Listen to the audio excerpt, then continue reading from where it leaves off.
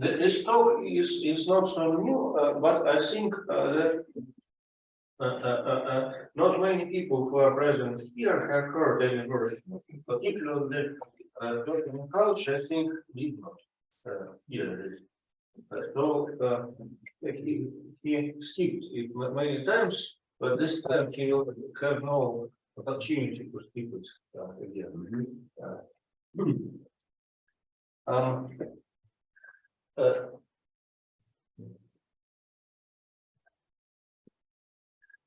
So I will speak about topological links. All links will be topological.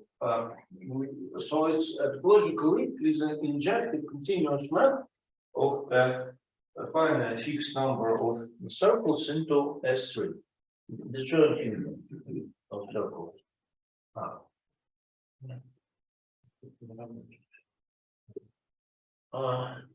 Two such links are called isotopic if they are homotopic through links.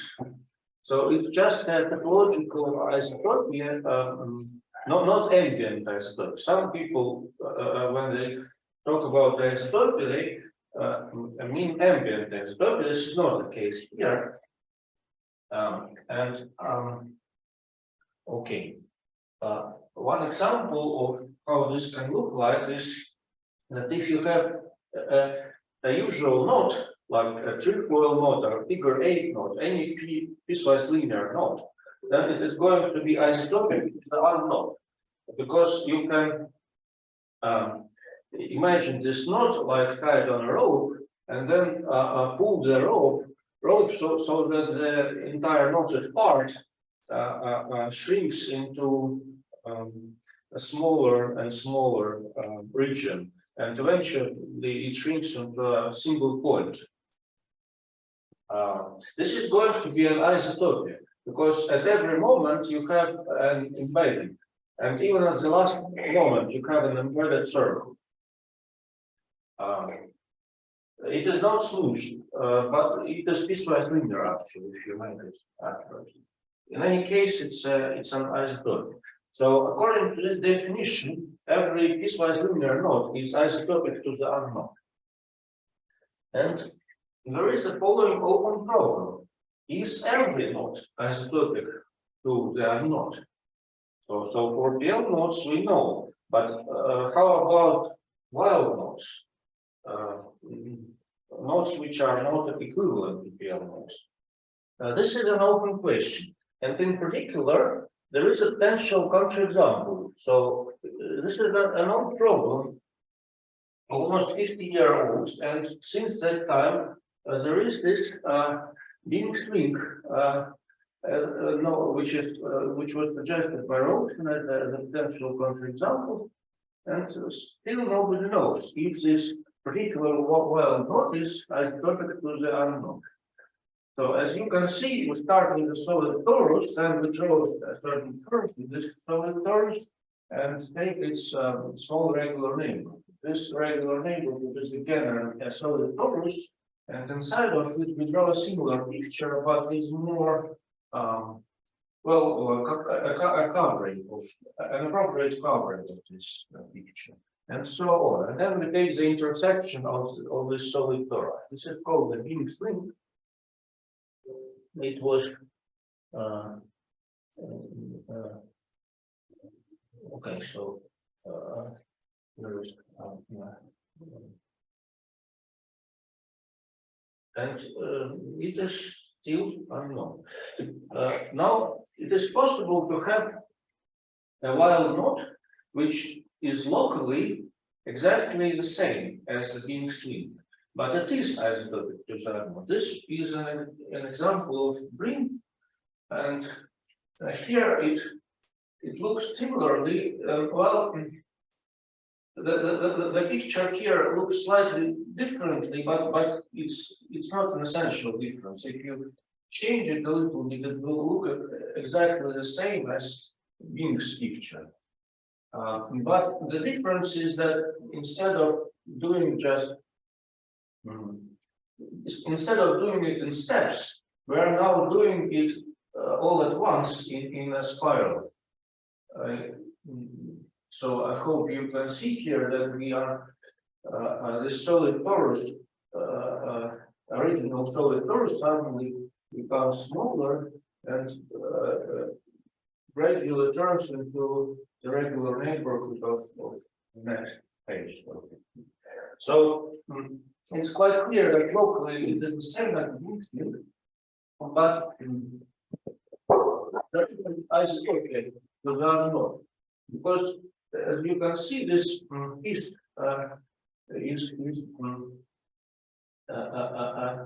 it has a free piece, so to say, which you can pull, and then starting from here, you can pull all this first stage inside the second stage, and then push it to infinity, going around. It doesn't mean that the whole picture will rotate.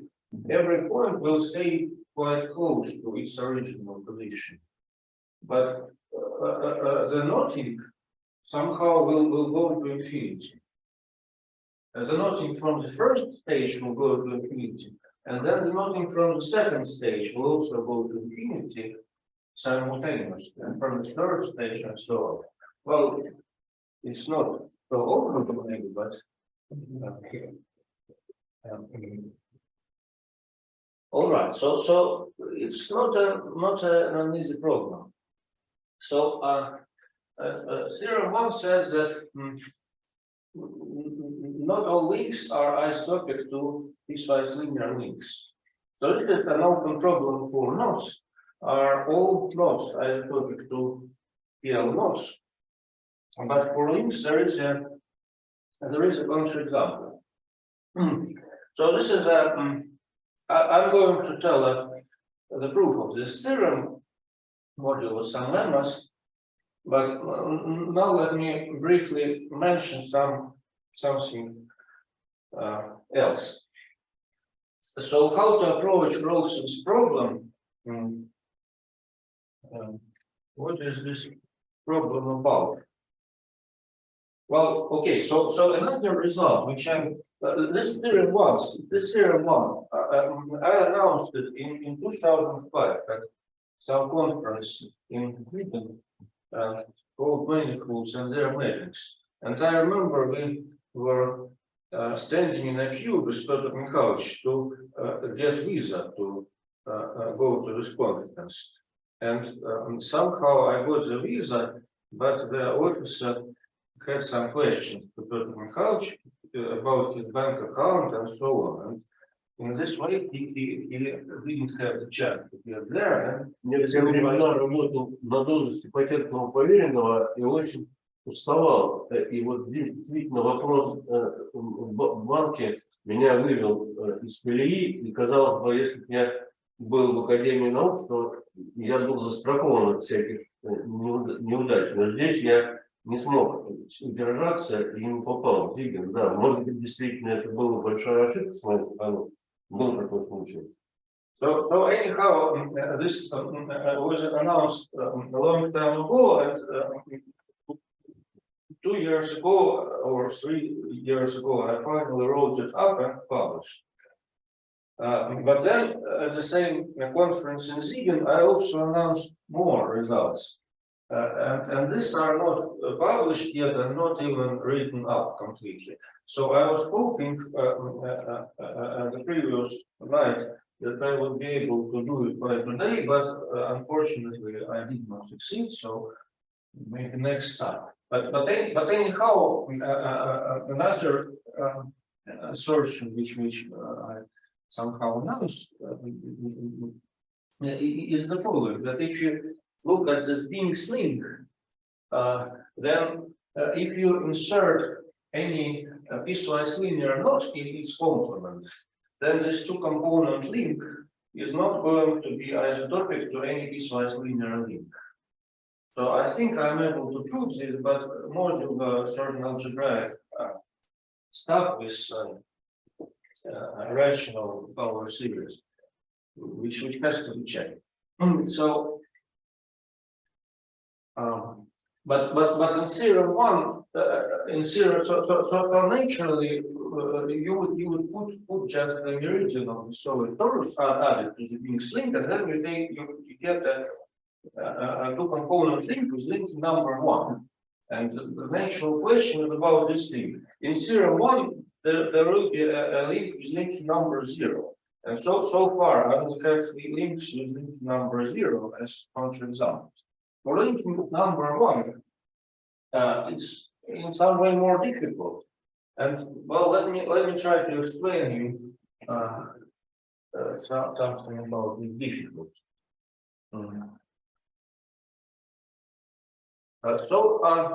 Yes, so after I gave some talk about theorem 1, I received an email from Mike Friedman, and he asked me the following question.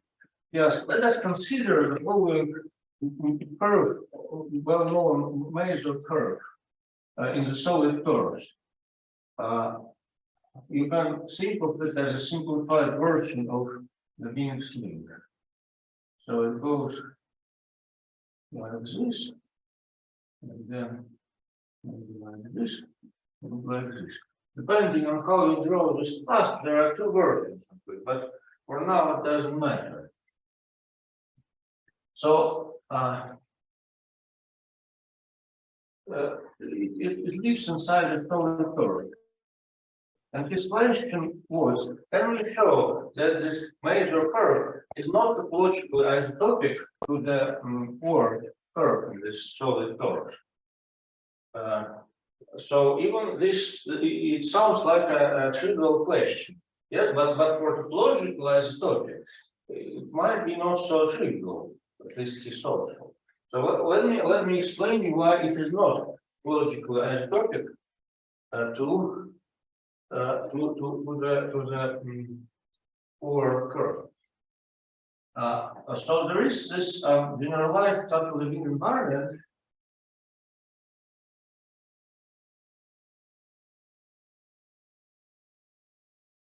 which is an invariant of two-component links.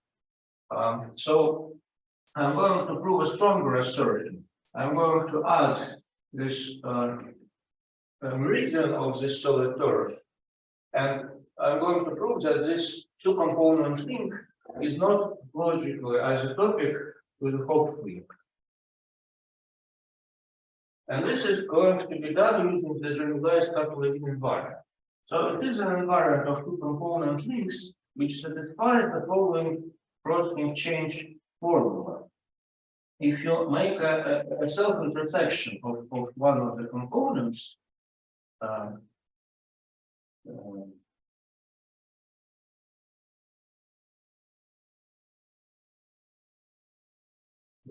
something like this. Then this invariant on the link which was before the processing and after processing.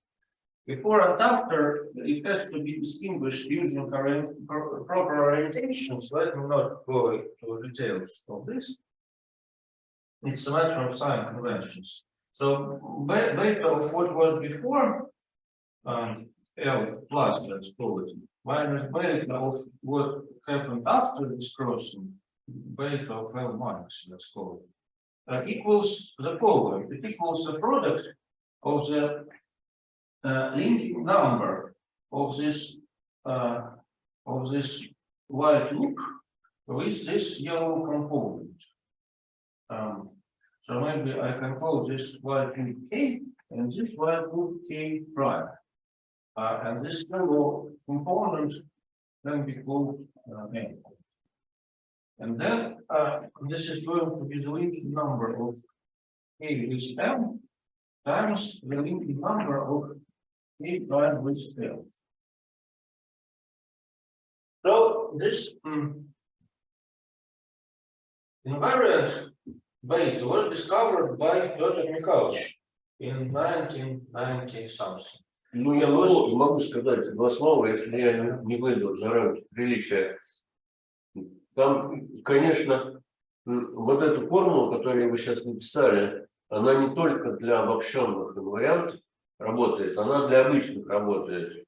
Ну и позарез нужно было классический случай перевести в когда коэффициент зацепления не ноль. Но потом, правда, оказалось, что это не так уж.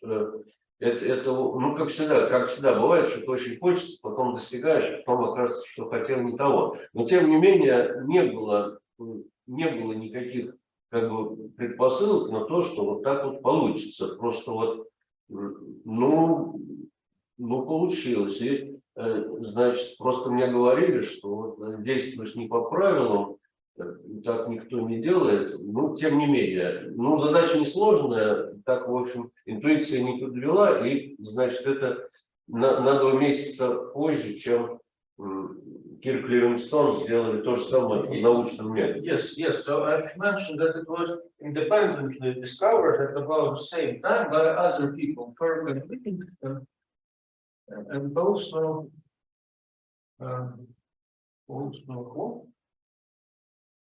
Поликонферол, yes? Да, потом оказалось, что это следствие сделали Поликонферол 2 месяца тому назад, а года 3 тому назад. Но они так написали, что только специалисты могли понять, что они вот эту задачу решили. I think later by some other people later, by Shork and maybe somebody else, I don't know. But actually, to tell you the truth, this invariant is not so difficult to extract from the conway polynomial. So it lives inside the conway polynomial. If you write the conway polynomial of the leaf and divide it by the conway polynomials of the 2 components, we have a 2-component link with any linking number. This is going to be a power series. But it has a form 1 plus the linking number of L plus a beta of L and plus something else. Sorry, this is Z. No, this is Z. This is ZQ, and this is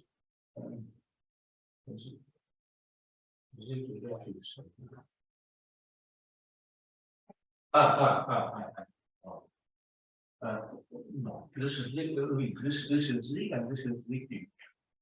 So, link number times Z plus this invariant times Z cubed plus something else. So actually, you can check this crossing change formula directly from the definition from the first conway identity for the conway polynomial. So this is the conway polynomial of the first component and the conway polynomial of the second. Okay, so now what does this have to do with topological isotopy? From this crossing change formula, you can easily see that if one of these 2 linked numbers is 0, if this is 0 or this is 0, then it is 0, and there is no jump. So we can define the following explanation called 1 quasi-isotopy. So we are allowed to deform our 2-component link by homotopy. Maybe it has more than 2 components, doesn't matter. So we can deform it by homotopy, and this is link homotopy, which means that we can only self-intersect components, we cannot intersect distinct components. And moreover, when we are making a self-intersection in some component,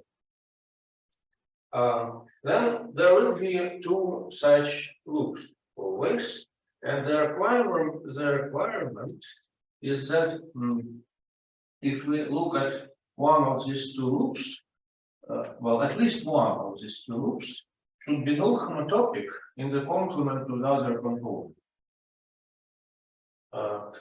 So in particular, it has link number 0 with the other component, and this means that the generalized Sato-Levine invariant is an invariant of 1 quasi-isotopy. But on the other hand, you can show that if you have a topological link, any wild link, and you take its sufficiently close PL approximation, and then another sufficiently close PL approximation, then these two PL approximations are going to be one quasi-isotopic. Moreover, if you just take any generic homotopy between them, which is sufficiently close to this topological link, it's going to be one quasi-isotopic. А вот это понятие квазиизотопия, это устоявшееся понятие или все-таки это не совсем такое еще? Да. Но я знаю, что это такое. I don't know. It was defined in my paper. Ну, просто слово квазиизотопия, кажется, еще что-то означает, или нет? Вы придумали такое слово? А псевдоизотопия, а это квази, ясно. I think it doesn't have other meanings so far. Yes, so then if we have a topological isotopy between piecewise linear links, for example, then these two piecewise linear links are going to be one quasi-isotopic. And because you just approximate this topological isotopy by a sufficiently close generic homotopy, piecewise linear generic homotopy. And by the same arguments, you can see, well, I didn't tell this argument, but it's not hard to see that it will be a one quasi-isotopic. So our conclusion is that the Sato invariant is an invariant of topological isotope. And now we can just compute it for the Hopf link and the modular link and see that it is different. Well, if you just make this self-intersection here to unclusters, well, if you draw it in a different way, this is the same as this. It becomes positive. So there is just one crossing exchange between the Hopf link and the modular. And if you look at this crossing exchange, well, you will see that both linked numbers are non-zero. I think it's 2 and -1 something. So we have a non-zero jump, and then the Sato-Levine invariant is different for these two links, and hence they are not logically isotopic. Now I should say that the same can be said about all further coefficients here in this power series. But this will involve not one quasi-isotope, but two quasi-isotopes, three quasi-isotopes, and so on. The rest is similar. So this whole power series is actually an invariant of topological isotopy, and moreover, every coefficient extends to topological links because you just approximate it by PLP sufficiently closely, and the value of this coefficients doesn't depend on the choice of the approximation. But for the higher degree you take, the better approximation you should take. Okay. So this is how you can deal with topological isotopy.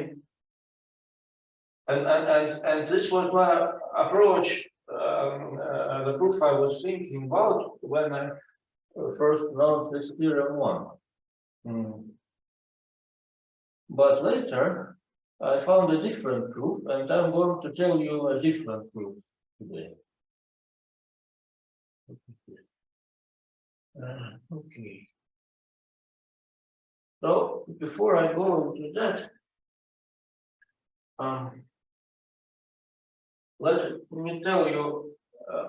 So before I go into the proof of theorem 1, let me tell you theorem 2 and some remarks. Two M-component links, possibly wild, are called equivalent if they co-bound an injective continuous map of M annuli into S3 cross I. So if these annuli are locally flat or smooth, then this is called a concordance. But we don't require they to be smooth or locally flat, or they are just logical embeddings of two cylinders in S3 cross I.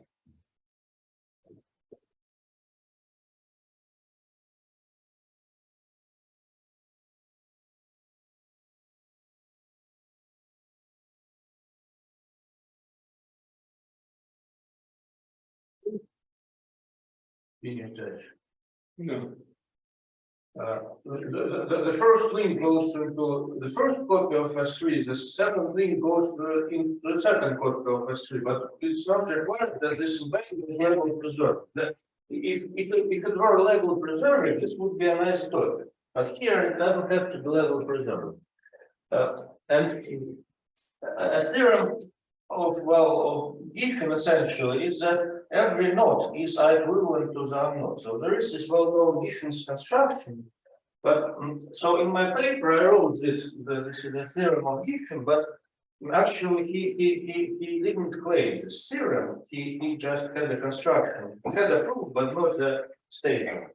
But then Rick Ansel and Mike Friedman had some doubts if this theorem is actually proved, and they were so I had to write some text in addition, which contains this proof, and then they came up with their own arguments, which but I believe it's really written in Giffen's paper if you read it accurately. The problem is that it wasn't published. This is one problem. Right? Well, this is a subject for a separate talk. So theorem 2 says that there exists a two-component link which is not equivalent theorem. And actually there are countably many two-component links which are not equivalent to one another.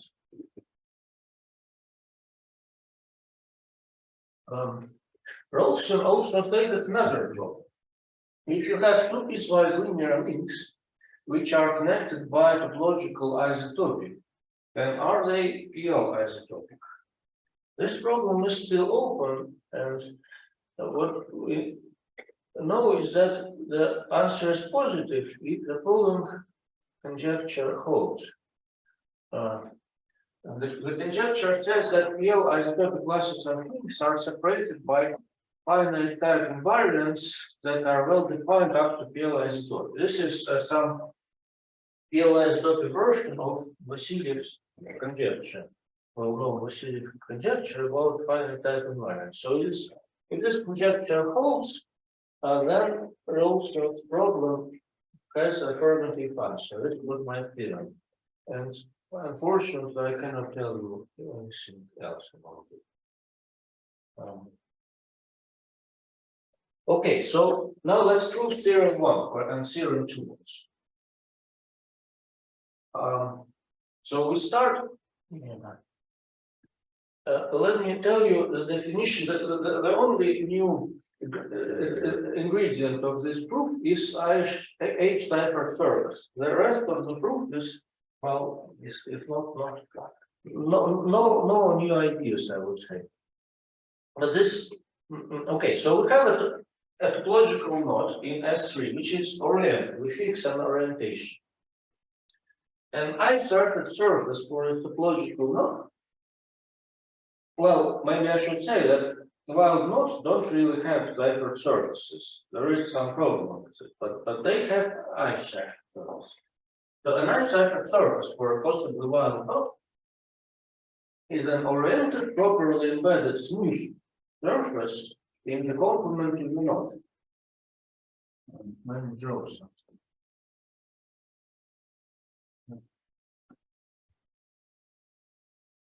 Not in the complement, we have a surface, possibly with infinitely many handles. But we require that the surface is attached to this node like a Seifert surface in the homological set. And that's all. Formally, this is the following requirement. We look at the class of this surface. So this is an open two-dimensional manifold without boundary. The class of this surface, we look at the class of the surface in the infinite two-dimensional homology. It is called Borel-Moore homology or homology with infinite chains. It's a well-known thing. It's essentially the homology, a spinor homology of one point simplification of the so-called manifold. Yes, so we look at the complement of this node and the two-dimensional homology of And this complement is represented by our infinite surface. Now, this two-dimensional infinite homology is isomorphic to the relative two-dimensional homology of S3 modulo K. And this is inward homology, because K is constantly violent. Not singular homology, but singular. Then there is a boundary of homomorphism into the one-dimensional homology of the knot itself, which is the circle, so this is Z. The generator of the Z is the cluster of the knot, and the requirement is just that the boundary of homomorphism sends the surface into as the boundary of this surface is so. Maybe I should give you some examples. So if you have even say a knotted circle, then how an isotopy surface could look like? So you could start from a regular isotopy surface, but then you can spoil it a little bit. For example, you can take a sheet and make a fold of it so that it is glued to this knot like this. So you go to so at some point you turn back when you go along the surface, you suddenly turn back and go back for some time and then start going forward again. So homologically you didn't change things, but topologically you don't have a manifold with boundary anymore. You have a 3-page book that is okay. So this is one example of an isotopy surface, but here you can have something more complicated, because you can have also, in addition to this, 3-page book and so on, 4-page book, as many pages as you want. You can have infinitely many handles which convert to this, well, no, well, maybe it's not one. This is also allowed. Okay. So now, yes, this is what is written here. This H surface need not be a true isotopy surface, even K is a clear or smooth knot, because the closure may fail to be a manifold with bound. Okay, this. Now let's define the Sato-Levine invariant of a topological limit. So we discussed generalized Sato-Levine invariant, and I'm going to define the non-generalized all Sato-Levine invariant, but for topological, it's not for p-element, but for topological. So because it's not generalized, I'm assuming that this link has link number 0. And then there is the following lemma. So we have two components, K and K prime. And the lemma says that K has an isotopy surface in the complement to K prime. So we have two components and with link number 0. And then the lemma says that one of them bounds an isotopy surface in the complement to the other component. I cannot say real isotopy surface because it may not exist, but an isotopy surface exists. And moreover, it can be chosen disjoint from the second component because the linking number is 0. The proof of this lemma is just by the contracting construction. You have this knot A, it can be a wild knot, but anyway, its complement is a smooth three manifold. And the smooth three manifold carries a one-dimensional technology class, which is Alexander dual to the generator of the one-dimensional homology of this knot. According to this one-dimensional cohomology class, you map this open three manifold into S1. And then you take the preimage of some point in S1, and this will give you an isotopy surface. And you map it by a smooth map. It is a smooth manifold, you map it by a smooth map, so the usual comparing construction works. It gives you a possibly infinite surface with possibly infinitely many handles, but it's okay. Then with some little tricks, you can make sure that it is this constructed H-Zaffer surface is disjoint from the second component. Because the link number is 0, it's a technical issue. So now we have one of our components bounds an H-Zaffer surface and the complement to the other one. And similarly, the other one bounds an H-Zaffer surface and the complement to this first. And then we can look at the intersection of these two H-Zaffer surfaces. So both of them are smooth manifolds. The first surface is a smooth manifold of the complement of the first node. And the second surface is a smooth manifold of the complement of the second node. We can make them transverse in the sense of smooth topology. Their transverse intersection is going to be a smooth curve in the complement to both the nodes. It's going to be oriented because our H-Zaffer surfaces are oriented. Our nodes were oriented, then it gives an orientation on the surfaces, and then it gives an orientation on this intersection curve.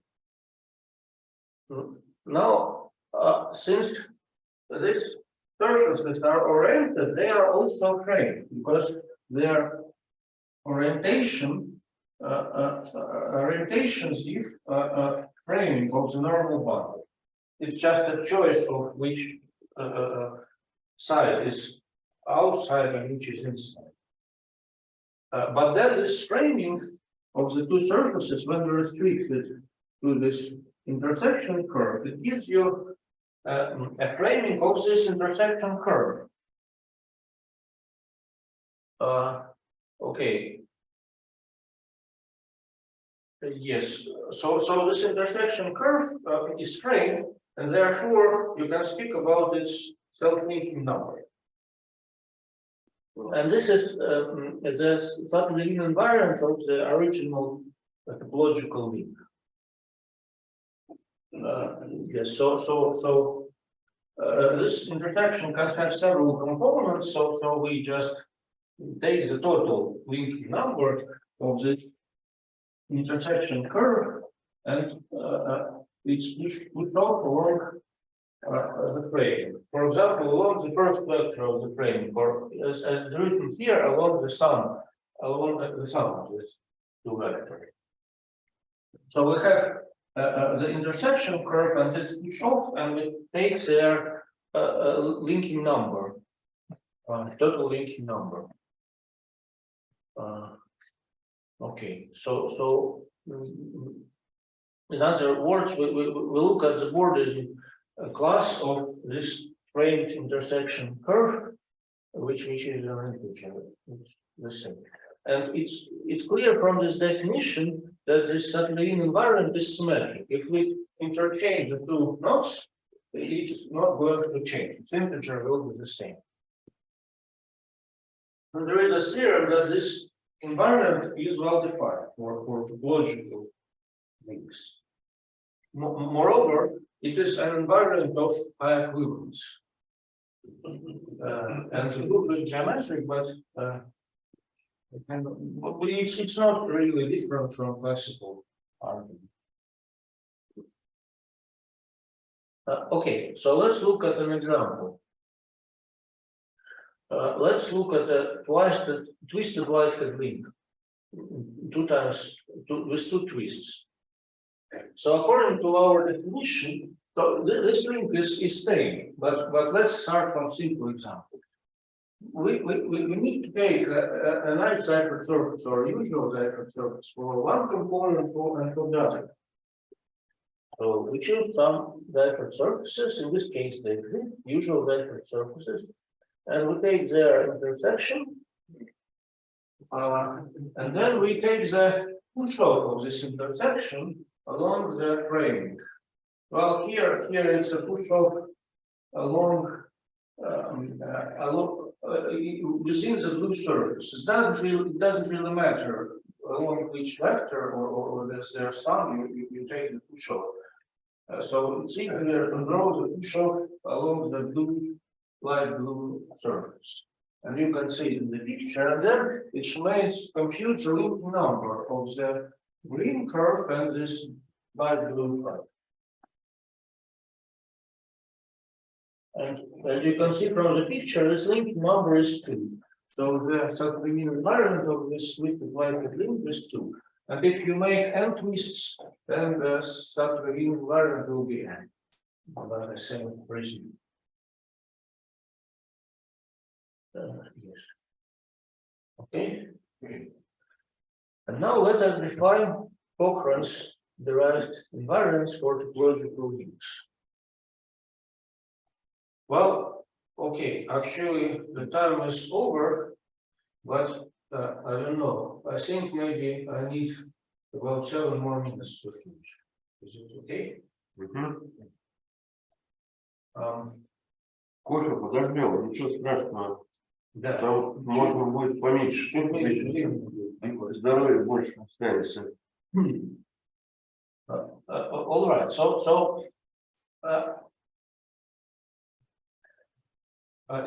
Yes. So originally, I must say, the Sato-Levine invariant and Cochrane's invariants were invariants of PL links or smooth links. And I'm defining them for topological links, but the definition is not really different if only you use H-like surfaces instead of usual like surfaces.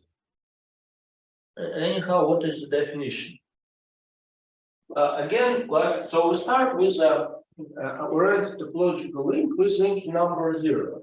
And as before, we choose an H-like surface for the first component and the complement to the second component. And an H-like surface for a second component and the complement to the first. And we take the transversal intersection. That like before. Now we want to make this transversal intersection non-empty, first of all. In the previous slide, it could be empty and it was okay. The linking number is 0. So self-linking number for the empty curve is 0 because it's the Bordes plus of the empty length. But here we need it to be non-empty, and it's easy to arrange. We just push a finger from one of the surfaces so that it touches the other, and then there will be some non-empty intersection. We also want to make it connected this time. We want this intersection curve to be connected. And this is also not difficult to arrange. If we have two connected components, it looks like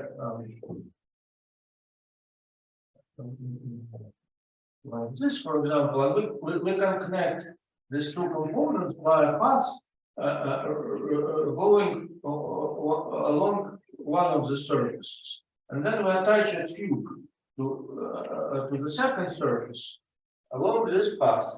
And so we will attach a handle. We will attach a handle to the second surface, but it's okay to do that.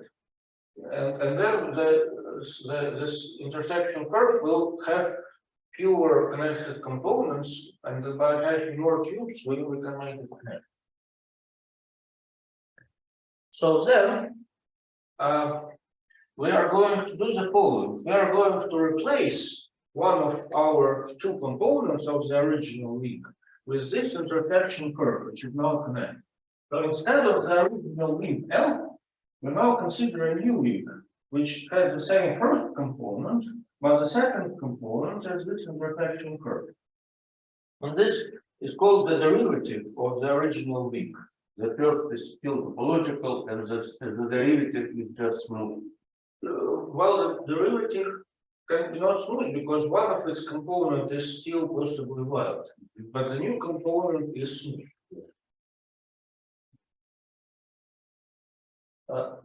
So now this we have this push off of the intersection curve. If we take this push off along the sum of the two vectors, then this push-off will be disjoint from both vector surfaces. And this means that in this intersection curve, well, it's pushed over. Actually, yes, here in the definition of it's written the derivative. Yes, okay. According to this formal definition, we look at the first component and this push over, not the intersection curve itself, but the push over. It's not a big difference, but if we write it like this, then I can say that this new component is disjoint from the isotopy surface for the original. And this means that their linking number is 0. Так, а вас видит кто-нибудь? Нет. Ну, не очень страшно, для написано. Ну, связь, наверное, присутствует. В каком смысле нет? Нет, ну как, точно пишет на доске, не видит. Ну, я не так много тут пишу, это не очень важно. То, что было важно, это было видно. Okay, so we have a new link with link number 0. We started with a topological link with link number 0, and we constructed a new logical link with link number 0. So we can iterate this construction as many times as we want. We are now taking an exact or usual vector surface for this new component and then continue to intersect with the original vector surface and so on. And after some number of iterations, we stop. And for these two components, topological link is link number 0, we suddenly take the suddenly invariant. And this will be the n-spoken invariant of the original if we had n iterations. Or n plus 1. So the first, yes, so the first Kochen invariant is the Sato-Levine invariant. The second Kochen invariant is the Sato-Levine invariant of this derivative, and so on. The third is the Sato-Levine invariant of the second derivative. But the important thing is that we must always take the derivative in the same direction. So it can be like the partial derivative along the first component. And we must always do it along the first component or always along the second component. If we do it along the second component, this will give us a different set of invariants. The first one coincides because it's a Sato-Levine invariant which is symmetric, but the others are different. But if we try to do mixed derivatives, we are not going to get invariants, unfortunately. But the theorem says that if we do it right, then we obtain well-defined invariants, which are also invariants of I equivalence. So let us look at an example. Again, twisted whitehead link. Same picture as before. We have this green intersection curve from the previous slide. And if we look at the two-component link consisting of the red curve and the green intersection curve, this is obviously an unlink. So this second sequence of Kochen invariants is 0, except for the Sato-Levine invariant, which was non-zero. If we now consider the other pair, if we consider the blue component together with the green intersection curve, then this link, so we throw away the red component and we can simplify this link consisting of the blue curve and the green curve, and eventually we see that it's a trivial link actually. The original sequence of the Kochen invariants is also 0, except for the first one, which is definitely. Okay. Yes. So more interesting example. A twisted Miller's link.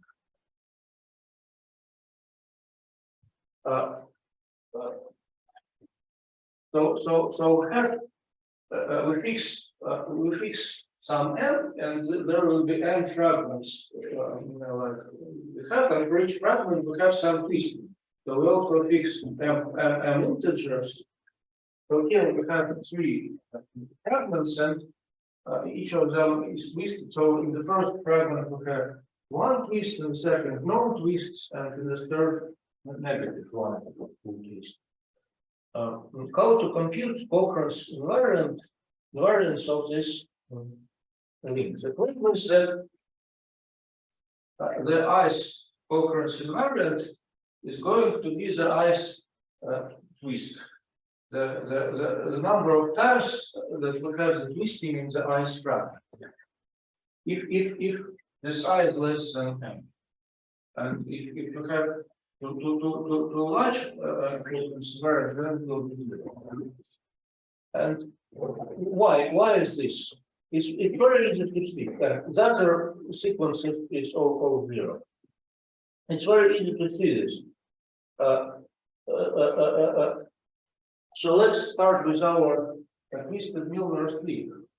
Like before, we need as I had surface or H had surface for the red component and for the blue component. We draw them like in the previous pictures, and then we obtain the green intersection curve, just like before. And now we throw away the red component. We have one with the blue and green components. And this link of 2 components can be simplified. So here this square shrinks, and then this finger shrinks, and it's at least. And then we get, eventually we get a picture which looks just like the original link, but it has fewer fragments. One fragment disappeared. So this is an induction. The derivative of this link is going to be the link of the same type, but with 1 fragment omitted. And using this induction, it's easy to compute this Cochrane's invariance. And the answer was on the previous slide. So the ice Cochrane's invariant just picks out the twisting of the ice fragment. So when we do this iterative construction, each time this fragment shift, the first one disappears, the second shifts to the right. And then if you do it I times, then the I fragment shifts to the beginning, and then we are going to compute the Sato-Levine invariant, and then and the frame of this ice fragment will give us a Levine number. Okay, so finally, here is a wild link of the same type as this twisted Milner's links, but infinite, as you can see, and it also has 3 twistings, but now we have infinite remaining twists. So we have infinite remaining integers which we fix in arbitrary way, and the ice Cochrane's invariant again picks out the ice twisting. Because we can actually do the same as we did before. We can take the usual different surface for the red component, and we can take an isotopy surface for the blue component. It will look the same, like in the surface of the blackboard, in this thin part, and here it just goes in this bottom triangle, it fills it all. And this is an isotopy surface. And then all intersection curves are true, so you can do all that we did before, and you compute the Cochrane's invariant in this way. So it's convenient to consider the generating function of this Cochrane's invariance, which we can call the Cochrane power series. And so we proved the following realization theorem. For every formal power series with integer coefficients, there exists possibly wild link such that its Cochrane power series is our original power Namely, this picture gives you the proof.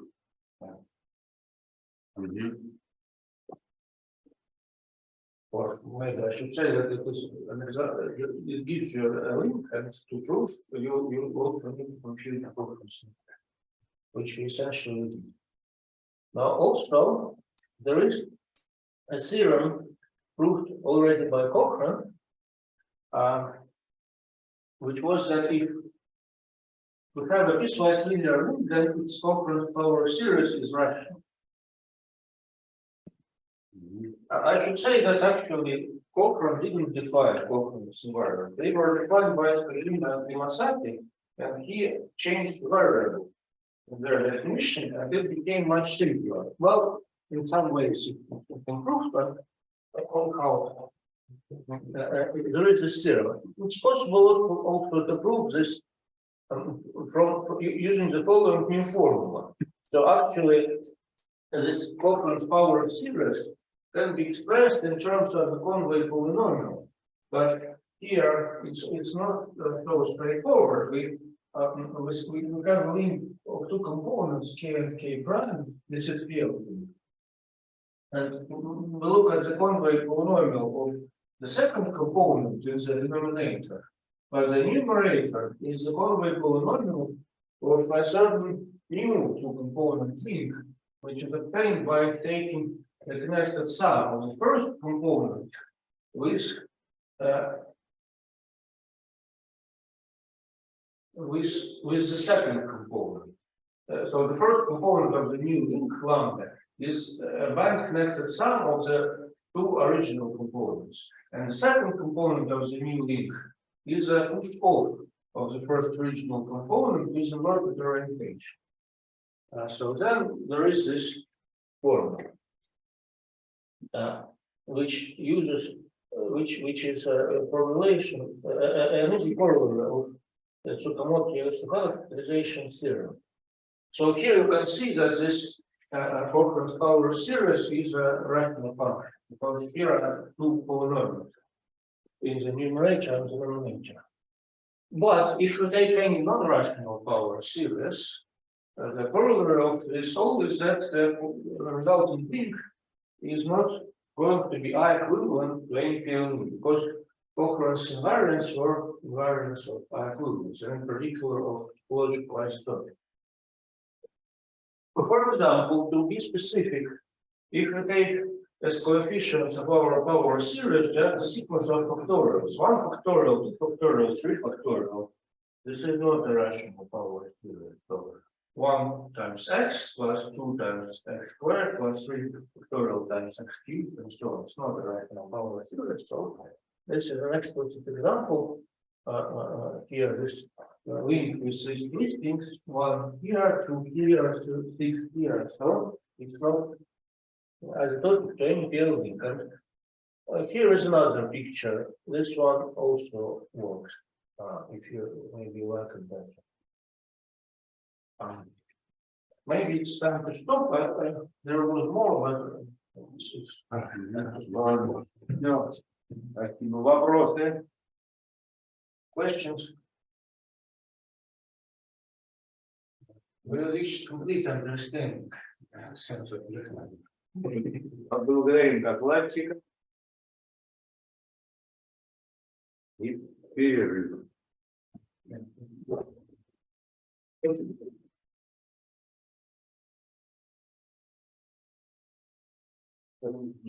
Можно кофе дать, да?